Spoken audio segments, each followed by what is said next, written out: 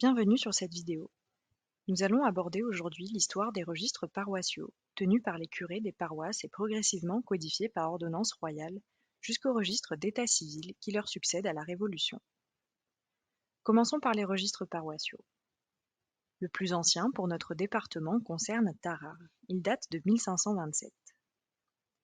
Puis l'ordonnance de Villers-Cotterêts, prise par François Ier en 1539, prescrit aux curés de tenir et de conserver dans leur paroisse des registres de baptême. Elle est complétée par l'ordonnance de Blois de 1579 qui étend cette obligation au mariage et aux sépultures. En 1667, l'ordonnance de Saint-Germain-en-Laye, aussi appelée Code Louis, impose la tenue d'une seconde collection de registres, plus succincte, conservée par le greffe des tribunaux.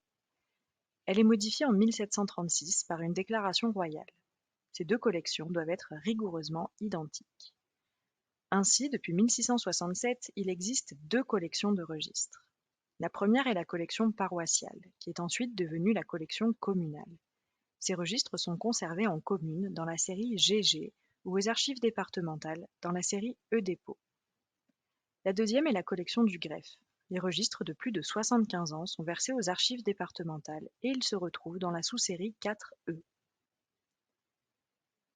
Depuis l'ordonnance de Villers-Cotterêts, les actes de baptême, mariage et sépulture étaient enregistrés chronologiquement au sein d'un même registre.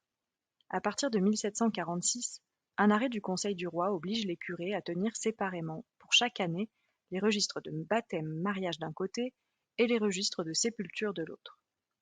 Cependant, cette mesure n'a presque pas été appliquée dans les paroisses du Rhône. À la Révolution, en 1792, la tenue de ces registres est retirée à l'Église pour être confiée aux officiers municipaux. C'est la création de l'état civil. En parallèle à cet état civil, les curés continuent de tenir des registres de baptême, mariage et sépulture, appelés registres de catholicité, qui sont conservés aux archives du diocèse.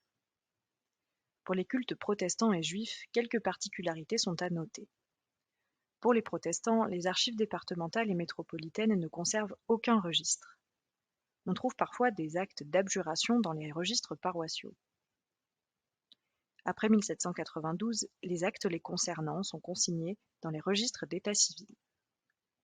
Pour les personnes de confession juive, les actes sont consignés dans les registres d'état civil à partir de 1808. Avant 1808, aucun acte n'est conservé aux archives départementales et métropolitaines. Nous allons maintenant aborder les grandes dates qui jalonnent l'histoire de l'état civil. En 1792, les registres paroissiaux deviennent donc des registres d'état civil tenus par le maire, officier d'état civil. À partir de cette date, les naissances, les publications de mariage, les mariages et les décès sont enregistrés séparément pour chaque année. Des tables alphabétiques annuelles et décennales doivent être rédigées. Ces tables reprennent par ordre alphabétique tous les actes enregistrés dans une commune sur une période d'1 an ou de 10 ans. En 1792, l'autorisation de divorcer est instaurée. En 1793 est adopté le calendrier républicain. Tous les actes d'état civil vont donc être datés selon ce calendrier, de 1793 jusqu'en 1805, date à laquelle Napoléon remet en vigueur le calendrier grégorien. Il existe une particularité pour les mariages de la période révolutionnaire. Les actes de mariage entre septembre 1798 et juillet 1800, c'est-à-dire de l'an 7 à l'an 8, ont été enregistrés au chef-lieu de canton et non pas dans la commune où le mariage a été célébré. À partir de 1804, avec la promulgation du Code civil, les actes de naissance et de mariage comportent des mentions marginales. Il s'agit de noter dans les marges des actes les événements qui modifient l'état civil. Mariage, divorce, décès, adoption. Mais attention, ces informations ne sont plus reportées sur l'exemplaire du greffe depuis 1989. À noter qu'on peut trouver des actes entiers d'adoption. Ici, un prêtre adopte sa nièce en l'an 9. Pour conclure, les registres paroissiaux et d'état civil permettent d'établir la généalogie. Ils peuvent également apporter de nombreuses informations comme les professions, l'âge au mariage, les alliances familiales, l'espérance de vie ou la mortalité infantile. Dans les registres paroissiaux, on peut parfois avoir connaissance d'événements qui ont marqué la vie de la paroisse ou de la nation si le curé les a consignés. Note sur une maladie contagieuse. Mort du roi en 1774. Observations sur le climat et les récoltes en 1775, les exemples sont nombreux. Pour continuer à découvrir nos registres, rendez-vous dans la rubrique Archives consultables en ligne sur notre site internet.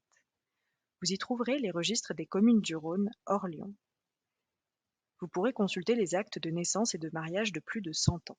Les actes postérieurs sont consultables sur l'intranet de la salle de lecture. Enfin, sous réserve qu'ils soient conservés aux archives, les actes de décès sont consultables après un délai de 25 ans, tandis que les tables décennales le sont immédiatement. À bientôt!